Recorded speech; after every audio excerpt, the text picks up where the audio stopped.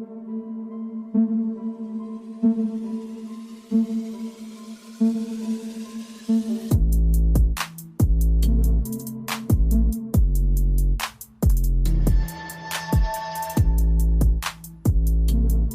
up, everyone? Welcome to the podcast. I'm your host, Isaiah Copon.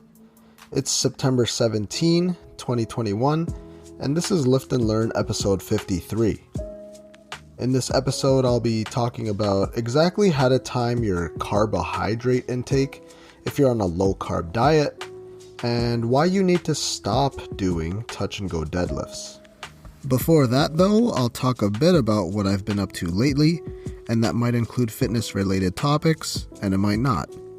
If you want to follow me, your host, on Instagram, it's isaiah.copon, and you can also check out my website, isaiahcopon.com. The podcast is on Instagram, at Lift and Learn Podcast, on Twitter, at Lift and Learn Pod, and also on Facebook.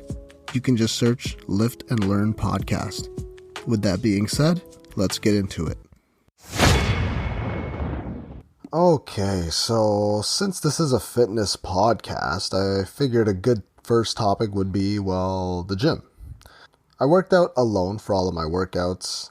I probably had 2 rest days though this week, just because of other sports and other extracurricular activities I had throughout the week, but it was a solid week of training, I think.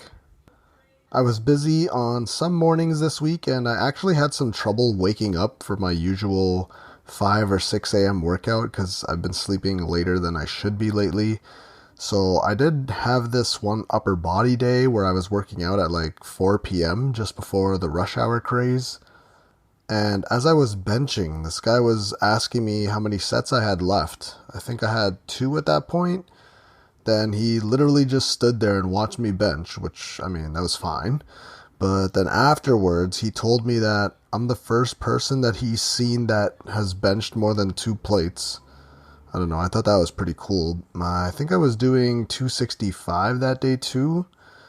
Oh yeah, actually I know, I for sure was hitting 265 because the sets went up pretty smoothly actually until my last rep.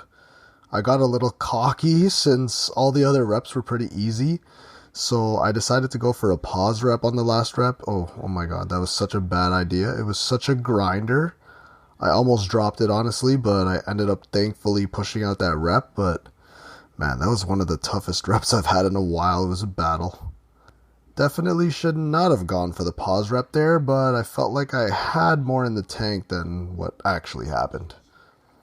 And then same day, actually, after that, just like a few minutes later, I was doing back now at this point, and there was another guy who was asking me how long it took for me to get to benching 2 plates on the bench press or whatever. I think this guy was benching beside me, but he asked me afterwards, so I told him about 2 years it took me, but then I also said that, you know what, for everybody it's different. I also told him that tracking is going to be important when it comes to strength progression. I'm just saying to him basically what I've said on here like hundreds of times. The thing is, he started to back away from the convo after I told him that. I think he was just so uninterested. So I didn't really know if it sunk in, but I hope it did. Because that's honestly the best advice I could give someone. Yeah, it could be boring, or maybe it uses up too much of your time to track the progress, but what takes up a lot more of your time is working out with no plan. You're basically just walking around in a circle at that point. Again, look at your progress monthly, not just every single gym session, because you are going to have ups and downs in your training. I've been there where you just go into the gym and you just go by feel all the time, and that's why I preach about tracking workouts all the time, because it helps you progress, man. I even had a conversation with my client who felt like he was plateauing or not gaining any strength because he thought it wasn't happening fast enough. So yeah, I had to sit him down, reflect on what we've done lately. The guy's finally benching over 1 plate for the first time in his life consistently, squatting pretty much more than ever and deadlifting more than ever. So it didn't even make sense to me, really. Literally every exercise we're in new territory completely, so I don't even know why he thought about that. I even told him that even increasing 5 pounds weekly, I think I've said this here too, that's generally the progress that we're on right now, actually. So that's huge. A 5 pound increase per week. Obviously, it's not going to stay like that forever. But if you were to increase a lift like 5 pounds per week, that's more than 250 pounds a year.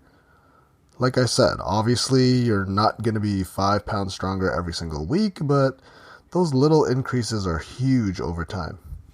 Alright, so let's just continue on with some more activity I did this week. Again, the weekly tradition, hit the golf course, another 18 holes near me. I went with my buddy this time, who I train him, but I've known the guy since grade 2.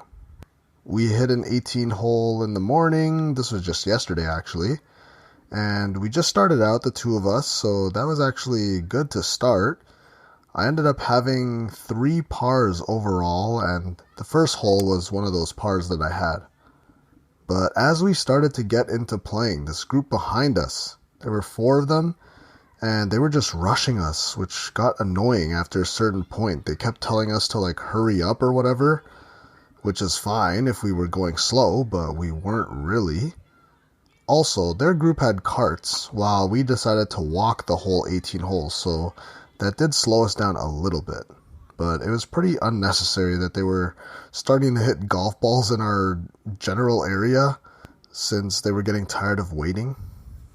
So after the first 9 holes me and my buddy played, we ended up catching up to these 2 who were in front of us, and they were probably around the same age as us, so we just asked them if we could hop in and play the round with them, since the group behind us was just annoying. And then they quickly found out how annoying they were, since they kept on rushing us, all of us 4, and hitting balls in our direction again the whole time. And I'm not gonna lie, there were times where we did slow down a little bit on purpose, but seriously, the group behind us could have just took it easy for 10 minutes or something, take a water break instead of hitting balls in our general area. It was just annoying. But other than that, honestly, it was a great time with my buddy and those other 2, and going into the last hole, okay, here we go. I had a chance to break 100. I had this putt from the fringe about 200, about 20 feet away to save par, get that solid 99, and it just was not meant to be. I actually did have a pretty good putt though, ended up hitting it was within a foot, so it didn't go in. So yeah, I did end up getting 100 exactly, so I was so close to breaking 100 this time, but whatever. I hit the ball surprisingly well that day, and plus I only lost 1 golf ball the whole day, so that was definitely something to celebrate. And speaking of celebrating, hopefully tonight I'm celebrating advancing to the next round in the softball playoffs. So later tonight I have a softball game to play, and that one has to go well. So last week we had a game Thursday night. I don't think I talked about this yet, or I don't think I talked about this last week, but last week was the first playoff game, the second one's tonight, and there's an aggregate run scoring system, like how soccer is, I think. So out of the 2 games, whoever's winning goes on to advance. Tonight, though, we actually have to win by at least 6 runs, since we lost by 5 last week. And last week was actually a pretty high scoring game, actually. I actually hit for the cycle last week, which was sick, even though we lost. I still remember just absolutely crushing this ball last week, and I just watched it go over the fence. You're damn right I admired it. So I'm going to have to hit a few moonshots tonight, so hopefully this morning's upper body workout doesn't put a damper in my performance for later. But honestly, it's just softball anyway, so I'm not really too stressed about it. Moving on from that. Okay, so late last week, there was the PlayStation Showcase, and I didn't get to talk about it last week since I think this happened after I had already recorded last week's podcast, so I'll try to get through this part quickly for those who really do not care about video games at all. So first off, there's going to be a Star Wars KOTOR remake, or Knights of the Old Republic, I think, and this one's coming to the PS5 and I think PC, which is actually kind of shocking because the original game I think came out on Xbox, It is just a timed exclusive though, which means it'll find its way to other platforms eventually. I'm probably going to get that one, but maybe not on the first day, but I heard the original was good, and it was at the top of the PS5 subreddit, like right after the announcement, so there's a lot of hype with that one. Forspoken. Okay, more about that one again. I'll have to see more about that one, and I'm going to need to see the reviews before I buy it. I do like it. It looks nice. And I might be biased because it's made by Square Enix, who makes great games like Final Fantasy, but I'll have to see more. The voice acting looked pretty bad, but I guess that's something they can clean up or fix before the game is actually gonna hit the market or whatever. At the event was also Grand Theft Auto. Yes, GTA again. It's actually pretty unbelievable how much they can milk this game before releasing an actual new one. Like, where is GTA 6? I heard some rumors about it, but still no official announcement for that one unless I'm behind on the times or something. There was also a new God of War Ragnarok trailer, which showed off some gameplay. That one looks good. This next one is the last God of War in Norse history or something like that, and there's been a fat Thor picture that's been circulating the web a bit. I think even some strongman came out and said that the fat Thor is like peak male performance, so that was funny that he chimed in about that. I just finished playing the latest God of War that's actually out, so I'm ready for the next one. Whenever it becomes free on PlayStation Plus, since it's rare for me to actually buy video games unless it's the NHL franchise, which is just the worst sports game to get into, but I still love it sometimes. Okay, so there's also the Uncharted remaster coming to PC and PS5, which is going to be called The Legacy of Thieves, which I think is Uncharted 4, and also The Lost Legacy, which is the game that just follows the female leads of the story. Okay, almost done. Another one I'm getting hyped for is this new Wolverine game that was just teased at the event. Good news about this, it's apparently going to be for a mature audience, so that guarantees some amount of blood spilling. This game is going to be made by Insomniac Games, and they're another one of those good gaming companies out there. They made Spyro back in the day, they're back to making Ratchet and Clank. Rift Apart got some good reviews. They had a team make the Spider-Man, that Morales version. And they're going to be working on Spider-Man 2, which I think will have Venom in it, along with this Wolverine game, which is a new game completely, so should be pretty sick. One thing that wasn't at the show this year, though, was any Final Fantasy 16 news. And also no Final Fantasy VII Remake Part 2 news, so we could be waiting until 2023 at the earliest, maybe, for those ones. But anyways, enough about that. Alright, so Apple held their event earlier this week.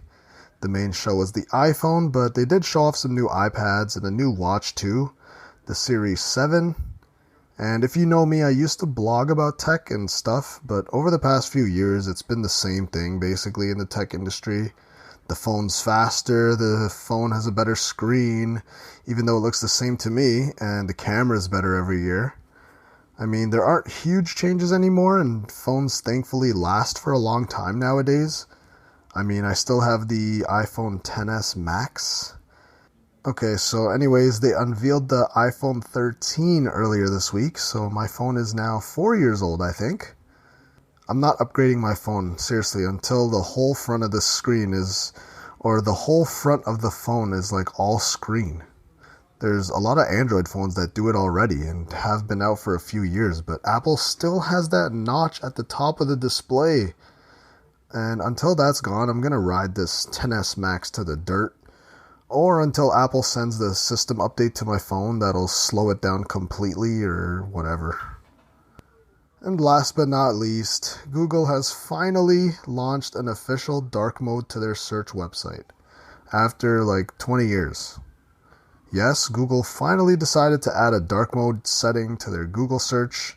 I know that's not the most interesting news, but man, dark mode is usually so much better than all of that white light, especially if you're on your computer at night. If you open Google late at night, you better already have your brightness setting pretty damn low because it's literally just white space. It's one of those things you might not think about every day, but just imagine how much electricity or whatever could have been saved over all the trillions of searches throughout history since Google's inception or whenever it was invented. How much electricity could have been saved? Although honestly, I don't even know if having a white or a black screen actually makes a difference in electricity used. I have no idea. Is it one of those things where like if the pixel's on then it doesn't matter what color is displayed? I have no idea how that works. But regardless, it definitely would have saved my eyes probably thousands of times over the years. I run dark mode on anything whenever possible. I think Android and iOS have had it for years now, so it's just so much easier on the eyes. Question 1. I'm on a low carbohydrate diet. How should I time my carb intake? Should it be more even throughout the day, more in the morning, or more at night? So, alright, this was asked by someone who's trying to lose a bit of weight right now. I assume since they're on a low carb diet. I mean, it doesn't really make sense to gain weight on a low carb diet, so this person is trying to lose a bit of weight and their diet has a low amount of carbs in it. So they're just asking when they should be eating their carbs. Should you split it evenly throughout the day? Maybe 20 grams of carbs per meal or something like that? I mean, I don't know how many meals this person is eating, but let's assume 3 meals, and by low carb they mean 60 grams of carbs, which is already pretty low. I mean, unless you're going no carb or like a ketosis or keto route. That method I don't usually suggest though, unless you have other kind of health issues where you have to do some kind of ketosis. But in terms of weight loss, going keto or cutting out carbs completely just isn't really ideal. So low carb, okay, this likely means under 150 grams of carbs. Maybe even 150 grams of carbs could be low for you depending on who you are, so let's just go with 100 grams of carbs as being low for this example. And the person also did ask what time of day to eat those carbs, so we'll have to cover that as well. So in terms of timing, when it comes to consuming your carbs on a low carb diet, if you're working out on that day, I think it would be smart to time your carbs around your workout. It's a good idea to have carbs before and after training. I would generally prefer having my carbs around my workout because, simply put, carbs are energy at the end of the day, and performance is going to be linked to your glycogen stores, which is the main fuel source during exercise. Having carbs before the workout will increase your performance because you will have more energy available. And afterwards, I also think it's smart to ingest some carbs as well, and that's to restore your glycogen stores. That'll help you start that recovery process.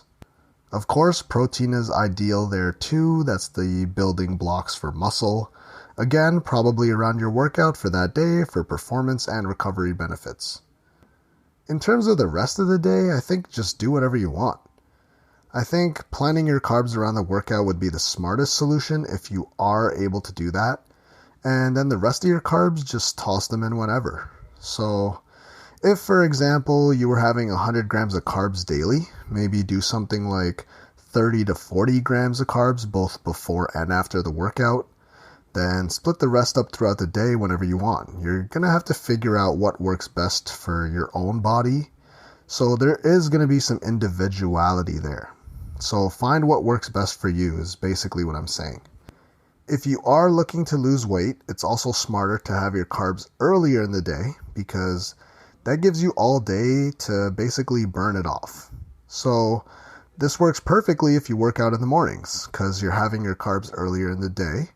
And plus, they're also around your workout schedule. If you have your carbs right before bed or in the nighttime, you might not be doing as much activity after having that meal. Now, that doesn't mean that you won't lose weight, because that depends on total calorie intake versus output or whatever. But there is a slightly higher chance that you'll keep some of those carbs on you. So this is another one that does kind of depend on the individual and how their life is right now. I'm just assuming you work a job during the day, you get off around 6 p.m., so hopefully you can work out before work. But I mean, if you are low carb and work out at night and time your carbs around that, you could do a bit more carbs before your workout and just do something like 20 grams of carbs before bed. Again, all of these numbers are subject to change depending on exactly what low carb means, but I think you get the idea there. So if you are on a low carb diet, time your carbs around your workouts for that energy and recovery, the benefits there.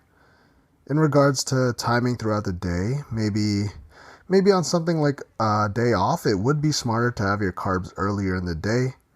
Again, if we use that 100-gram rule, maybe something like 40 grams for your first 2 meals, so breakfast and lunch, and then maybe 20 grams for dinner. Something like that would be better in terms of possible weight loss benefits, but again, that's not going to be a huge deal.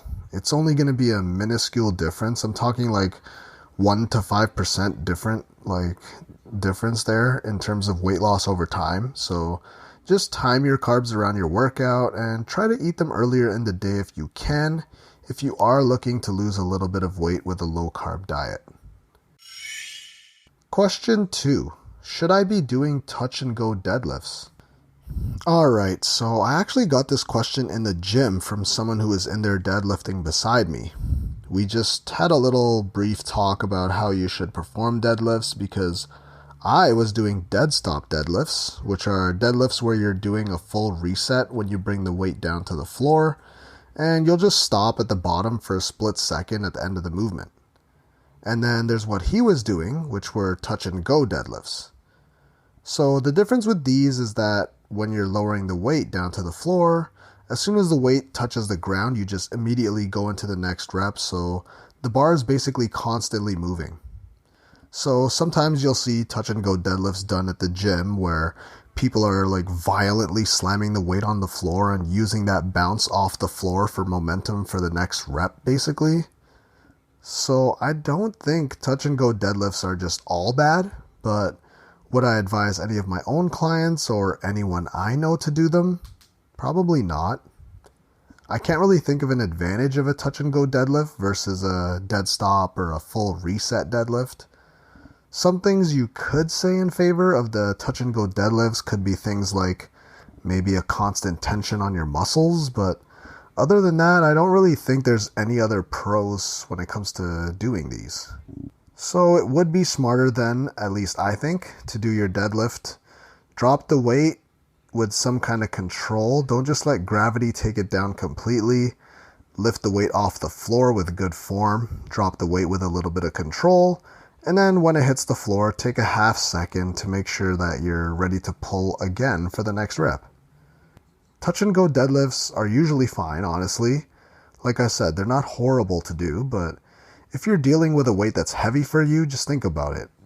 Those touch and go deadlifts could increase the risk of injury a little bit. And that's because if you have a lot of weight in your hands and then you slam it off the floor so that you can use momentum for the next rep, you'll eventually run into a problem where you slam it off the floor and one side just touches the floor before the other side, kind of throwing you off a little bit, and then you're pulling the weight with kind of a little imbalance. I mean, obviously that could increase the risk of injury. I don't think touch and go deadlifts are worth it unless you're really experienced with it and you're just doing them when you're warming up or something like that. To be honest, I never do touch and go deadlifts because I feel pretty inexperienced in the deadlift still, and I can do over 3 plates consistently, and that's not a humble brag or something like that. But still, I never do touch and go deadlifts really, even when warming up, because I do think that it's important to do that full reset at the bottom, and it's good to be there at the bottom. Just make sure you're using the proper muscles for the lift. Make sure your spine is in a neutral position or in a good position for you, as opposed to just bouncing it off the floor and using that momentum. And you're also making sure when you do the dead stop deadlifts that you're pulling the bar when it's actually level on the ground. Personally, my gym doesn't have platforms, and the ground is really off or not even level in some places. Like, there are sometimes I'm walking in my gym and I just trip on nothing just because there's like a hole in the floor, like a random hole. So yeah, sometimes like it's not even level in some places. So even sometimes in between sets, actually, if I have some weight on the floor ready to deadlift, I'll walk away, grab some water. I'll come back to oh my god, sometimes I go and grab a water and I look at my like deadlift. There's like 2.5 like plates on the bar and one side is just rolling away. So that would be a little minor factor as well. So more benefits of the full reset with the deadlifts. You'll be pulling with better technique for sure if you're resetting and taking that split second between reps to make sure your body is in the proper position before you lift hundreds of pounds potentially. You can also readjust your grip if you need to in between reps. And at the end of the day, you're going to be stronger when you do a full reset unless you're using something like bumper plates off of a platform and really seriously using that momentum for the next rep. You will be stronger when you do a full reset because you'll have more control over what muscles you'll be using, and you'll be able to breathe a lot easier when you're performing every single rep. So if you are currently doing touch and go deadlifts, I think it is time to try to transition over to full reset or dead stop deadlifts, where you're resetting at the bottom of the movement. That'll reduce your chances of injury pretty significantly. You'll be stronger and you'll be doing the movement with much better form. So honestly, that last one line alone should have pretty much convinced you enough already, honestly. And that concludes episode 53 of the podcast. Thank you for listening. If you really enjoyed the episode or my podcast as a whole, then please leave a review and comment on iTunes or whatever your choice of podcast platform is. Also, if you haven't already, you should hit that subscribe button because I'll be releasing episodes every Friday. If you want to follow me, your host, I'm Isaiah.Copon on Instagram, and you can also check out my website, isaiahcopon.com. If you want to follow the podcast, you can check out @Lift and Learn Podcast on Instagram, and there's also a Facebook page if you just search Lift and Learn Podcast.